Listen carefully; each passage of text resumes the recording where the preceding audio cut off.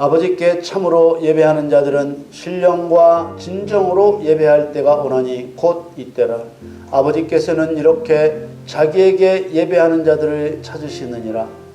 하나님은 영이시니 예배하는 자가 신령과 진정으로 예배할지니라. 여자가 가로되 메시아 곧 그리스도라 하는 이가 오실 줄을 내가 아노니 그가 오시면 모든 것을 우리에게 호하시리이다. 예수께서 이르시되 내게 말하는 내가 그로라 하시니라. 아멘. 사랑하는 성도 여러분, 지난주 주일 예배에서 예배에 대한 첫 설교를 시작하면서 예배는 창조주와 피조물 사이의 관계의 표현이라고 말씀드렸습니다.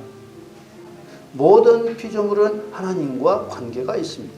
말 그대로 모든 것들은 하나님으로부터 지음받았기 때문에 창조주와 피조물로서 관계가 있습니다. 창조주와 피조물의 관계는 대등한 관계가 아닙니다.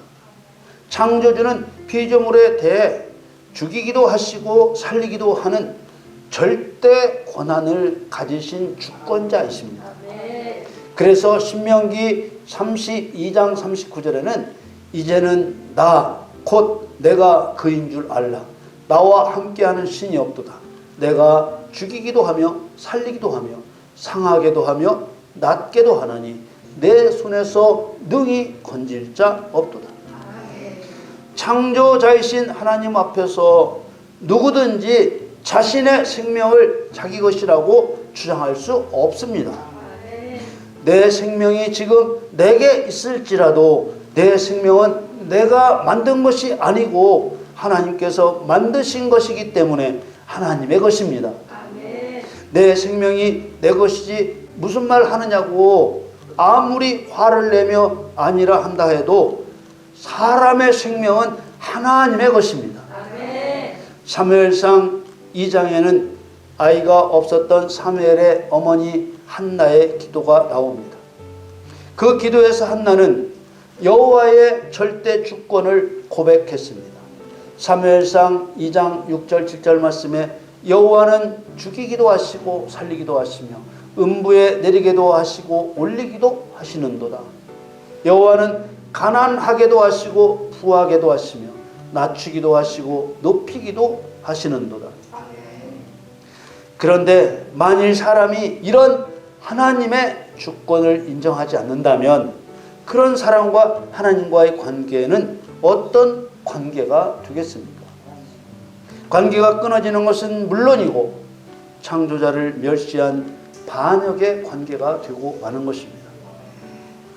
자신을 창조하신 하나님을 자신의 주인으로 인정하지 않는 불신자들과 하나님과의 관계는 누가 보더라도 반역의 관계입니다. 그렇다면 믿는다고 하는 모든 그리스도인들은 자신을 창조하신 하나님을 자신의 주인으로 인정하는 것일까? 자신을 창조하신 하나님을 자신의 주인으로 인정하는지 여부가 중요한 이유는 그것이 성도가 하나님과 올바른 관계를 맺고 있는지 판단하는 조건이 되기 때문입니다. 성도는 하나님은 창조주, 나는 그의 피조물, 그래서 나에 대한 모든 권한이 하나님께 있다고 인정해야 하는 것입니다. 이사야 1장에 보면 하나님을 주인으로 인정하지 않는 이스라엘 백성들에 대한 하나님의 탄식이 나옵니다. 이사야서 1장 2절 3절 말씀에 하늘이여 들으라, 땅이여 귀를 기울이라. 여호와께서 말씀하시기를 내가 자식을 양육하였거늘 그들이 나를 거역하였도다.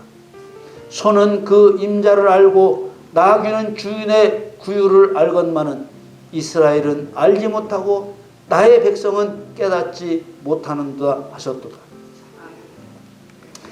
물론 예수님을 믿기 시작한 처음부터 알 수는 없습니다.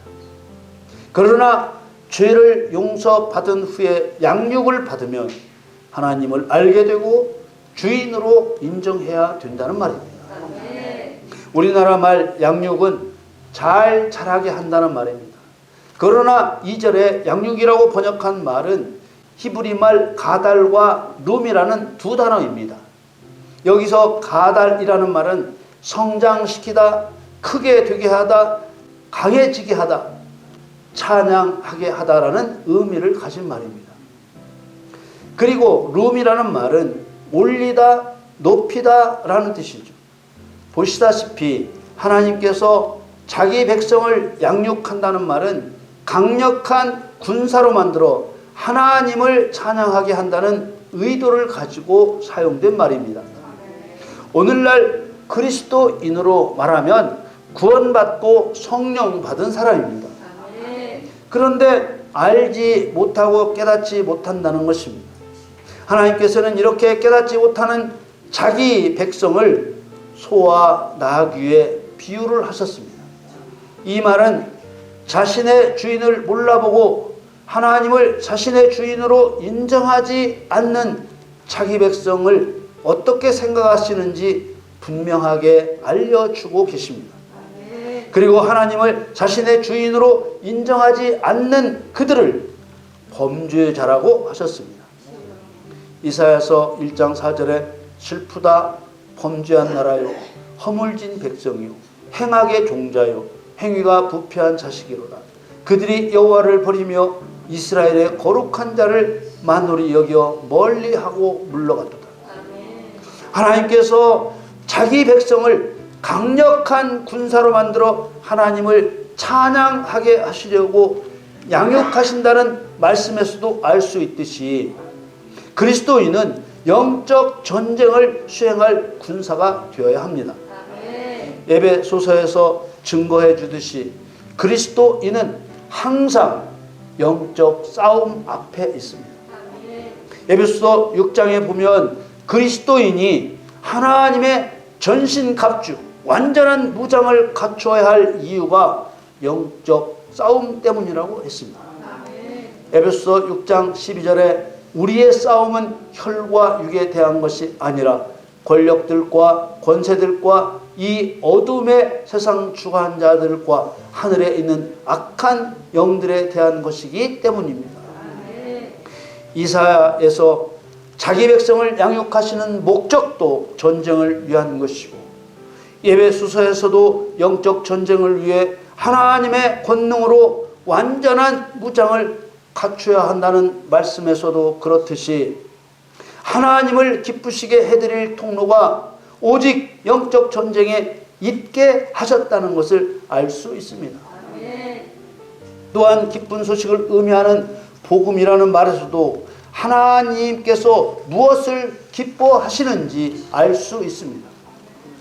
성경에 기쁜 소식 또는 복음이라고 번역된 유앙겔리온이라는 말의 의미를 살펴보면 영적 전쟁의 승리를 하나님께서 얼마나 기뻐하시는지 알 수 있습니다. 유앙겔리온은 기쁜 소식, 복음이라는 의미이지만 본질적으로 전쟁에서 승리한 승리의 기쁜 소식을 나타내는 말입니다. 복음의 시작은 예수 그리스도이십니다. 마가복음 1장 1절에 하나님의 아들 예수 그리스도 복음의 시작이라. 이 말씀은 하나님의 아들 예수 그리스도에 관한 복음은 이렇게 시작됩니다 라는 의미입니다. 복음이 시작된다는 말은 영적 전쟁이 시작된다는 말과 같습니다. 영적 전쟁은 예수님께서 십자가에서 죽으심으로 시작하시고 예수님께서 재림하셔서 사단을 무저갱에 던져 넣으심으로 끝을 내십니다. 그런데 예수님께서 십자가에서 죽으시고 사흘 만에 부활하시고 40일 만에 승천하신 열흘 후에 성령을 주신 후로부터 예수님 재림하시기 전까지의 영적 전쟁을 성도인 그리스도인들에게 맡겨 놓으셨습니다. 그렇기 때문에 영적 전쟁을 위해 하나님의 전신갑주를 취하라고 하신 것입니다. 앞에서도 말씀드렸지만 전신갑주는 완전한 무장이라는 뜻입니다. 하나님의 권능으로 완전 무장을 하라고 하시는 것은 영적 전쟁에서 반드시 이기라는 의미입니다.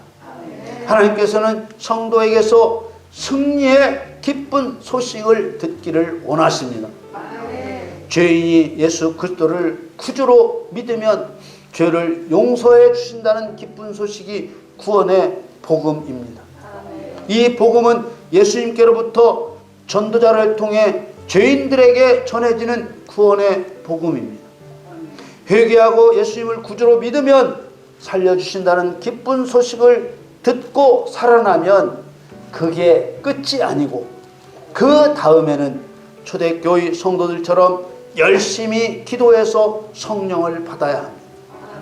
성령이 성도에게 임하시면 권능을 주시는데 이 권능을 주신다는 말씀이 영적 전쟁을 할 수 있도록 하나님의 전신갑주를 입게 하신다는 말씀과 같습니다.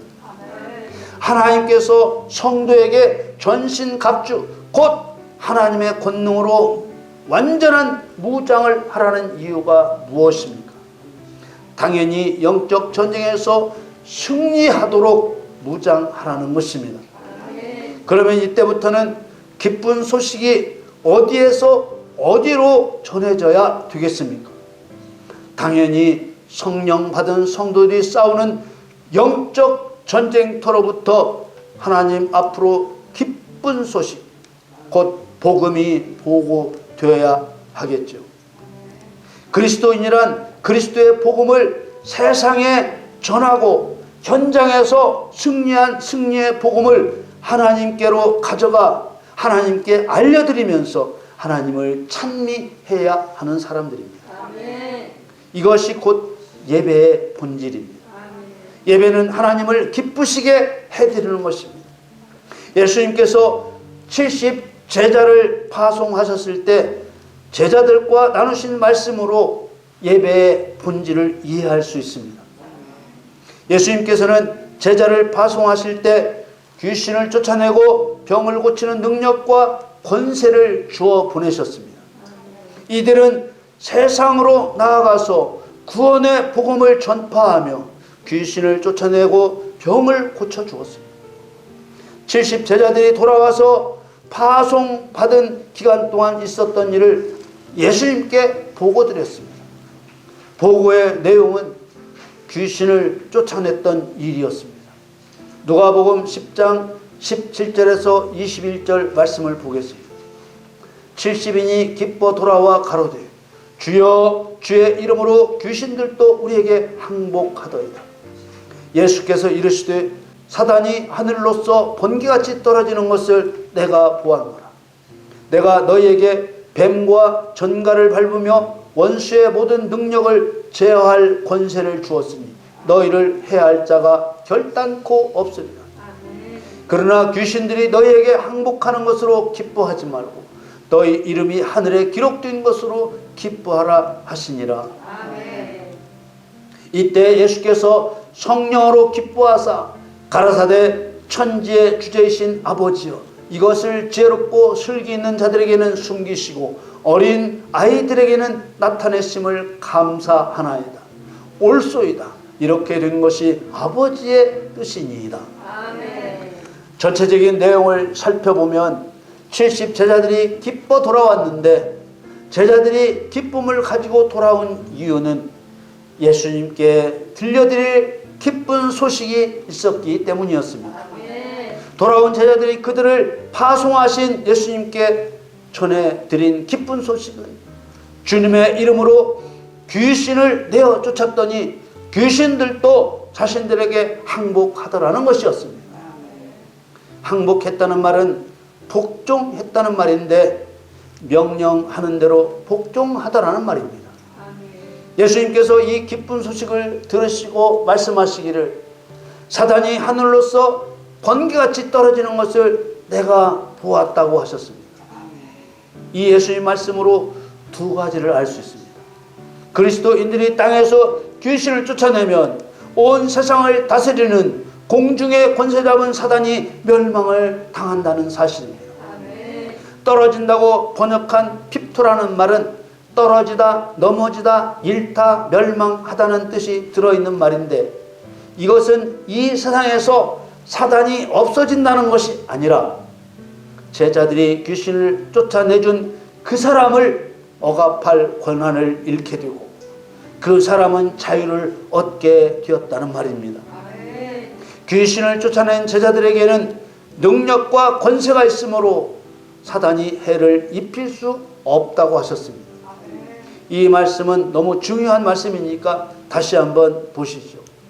내가 너에게 뱀과 전갈을 밟으며 원수의 모든 능력을 제할 권세를 주었으니 너희를 해할 자가 결단코 없으리라. 그 다음 말씀도 정말 중요한 말씀인데 귀신을 쫓아낸 제자들의 이름이 귀신을 쫓아냈을 때 이미 그 이름이 하늘에 기록된다는 것입니다. 제자들이 영적 전쟁터에서 가져온 승리의 기쁜 소식은 정말 많은 것들을 이루어 주실 만큼 예수님께 기쁜 소식이 되는 것이 분명합니다. 그럼에도 불구하고 승리의 기쁜 소식이 보냄을 받은 성도들에 의해 예수님께 돌려드려져야 한다는 것을 이해하지 못하는 사람이 많다는 안타까움이 있습니다. 그리고 제자들이 귀신을 쫓아낸 일이 성령으로 된 일이라는 것과 예수님의 큰 기쁨이라는 것과 아버지의 뜻이라는 것을 알게 합니다. 이 말씀도 너무 중요하니까 다시 한번 보시죠. 이때 예수께서 성령으로 기뻐하사 가라사대 천지의 주제이신 아버지여 이것을 지혜롭고 슬기 있는 자들에게는 숨기시고 어린 아이들에게는 나타내심을 감사하나이다. 옳소이다. 이렇게 된 것이 아버지의 뜻입니다. 여기서 지혜롭고 슬기로운 자들이란 스스로 지혜롭고 슬기롭다고 생각하는 바리새인들을 반어법으로 말씀하신 것입니다. 그리고 어린 아이는 귀신을 쫓아내고 돌아온 제자들을 가리킨 것입니다.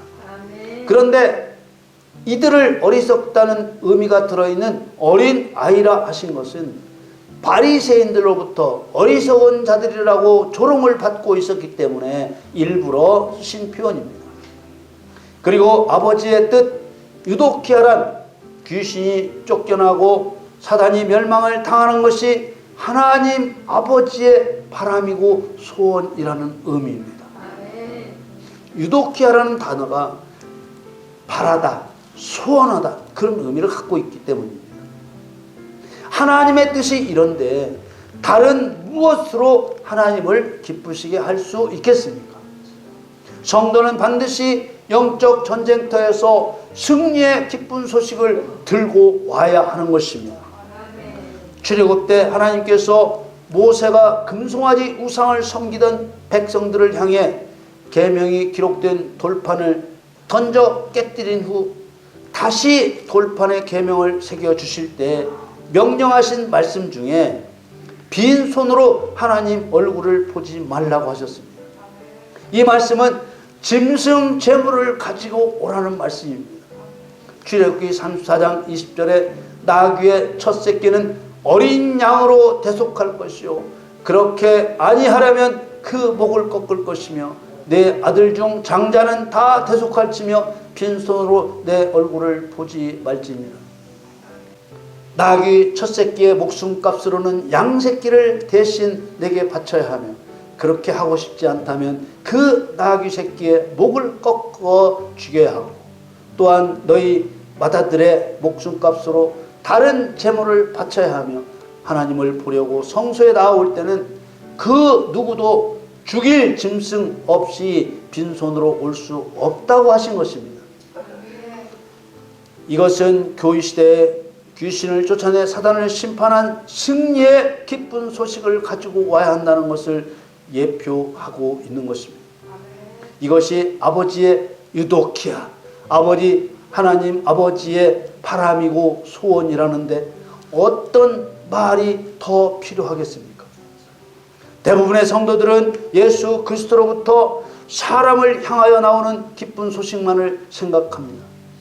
그러나 애굽에서 구원받은 이스라엘 백성들이 죽일 짐승을 가지지 않고서는 하나님 얼굴을 볼 수 없었던 모형대로 그 모형의 실상인 교회시대에 구원받고 성령받은 그리스도인들은 귀신을 쫓아낸 승리의 기쁜 소식을 가진 예배자가 될 때에야 하늘의 이름이 기록된다는 것입니다.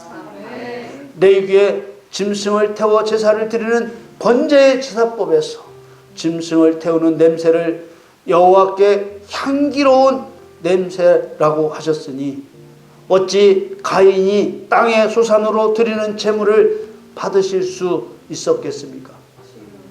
그러므로 성령 안에서 진리로 예배하는 자를 찾으신다는 예수님의 말씀은 이러한 구약시대에 보이셨던 예표와 모형을 근거로 말씀하신 것일 뿐만 아니라 제자들에게 더러운 귀신을 쫓아내며 모든 병과 모든 약한 것을 고치는 권능을 주셔서 영적 전쟁터로 내보내신 것은 하나님 앞에 사단을 멸한 승리의 기쁜 소식을 가지고 오라는 뜻입니다.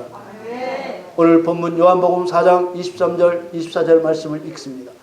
아버지께 참으로 예배하는 자들은 신령과 진정으로 예배할 때가 오나니 곧 이때라. 아버지께서는 이렇게 자기에게 예배하는 자들을 찾으시느니라. 하나님은 영이시니 예배하는 자가 신령과 진정으로 예배할지니라.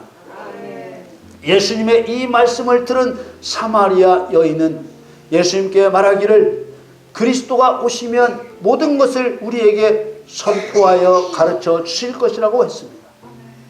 요한복음 4장 25절에 여자가 가로되 메시아 곧 또라 하는 이가 오실 줄을 내가 아노니 그가 오시면 모든 것을 우리에게 호하시리이다. 사마리아 여인도 그리스도께서 오시기를 기다리고 있었습니다. 그러나 자기 앞에 계시는 그리스도를 알아보지 못했습니다. 내가 주는 물을 먹는 자는 영원히 목마르지 않을 것이라는 예수님의 말씀을 듣고도 그리스도를 알아보지 못했습니다. 그리스도를 기다리고는 있지만 그리스도를 알아보지 못하고 믿지 못하는 사마리아 여인에게 자신이 그리스도라고 밝히셨습니다. 26절 말씀에 예수께서 이르시되 내게 말하는 내가 그로라 하시니라. 이 말씀을 들은 여인은 물동이를 버려두고 동네로 들어가서 사람들에게 그리스도께 와 보라고 했습니다. 하나님이 찾으시는 성령 안에서 진리로 예배드리는 참된 예배자가 되기를 원하는 우리는 예배에 대하여 성경에 기록된 대로 올바른 지식을 가져야 합니다. 구약시대의 제사는 우리에게 예배의 본질이 무엇인지 알려줍니다. 그리스도의 표상인 아담과 산자의 어미 교유의 상징인 하와에게서 태어난 가인과 아벨은 교유 안에 두 종류의 성도가 있게 될 것을 미리 보여주신 모형입니다. 그리스도 안에서 똑같이 구원을 받고도 짐승을 죽이는 아벨과 같은 성도와 그렇지 않은 가인과 같은 성도가 있게 될 것을 모형으로 보여주신 것입니다. 앞에서 말씀드린 것처럼 예수 그리스도는 복음, 유앙겔리온, 곧 기쁜 소식의 시작이자 복음의 완성자이십니다. 구원과 심판을 위해 오신 그리스도의 복음이 시작된다는 말은 영적 전쟁이 시작된다는 말입니다. 영적 전쟁은 예수님께서 십자가에서 시작하시고 구원받은 성도를 통해 행하게 하시고 예수님 재림하셔서 사단을 무저갱에 던져 넣으심으로 끝을 내십니다. 하나님께서는 영적 전쟁터에서 성도들이 싸워 이겼다는 승리의 기쁜 소식을 기다리시는 것입니다.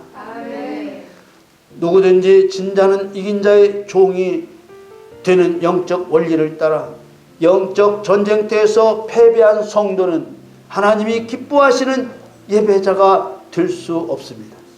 가인처럼 형식적인 예배야 드릴 수 있겠지만 결단코 아벨과 같은 연락되는 예배자는 될 수 없는 것입니다. 사랑하는 성도 여러분, 예배는 승리의 기쁜 소식을 아르는 것입니다. 70제사들처럼 귀신들도 우리에게 항복하더라는 승리의 기쁜 소식을 가지고 하나님께 예배 드리는 참 예배자가 되시기를 예수님의 이름으로 간절히 축원합니다.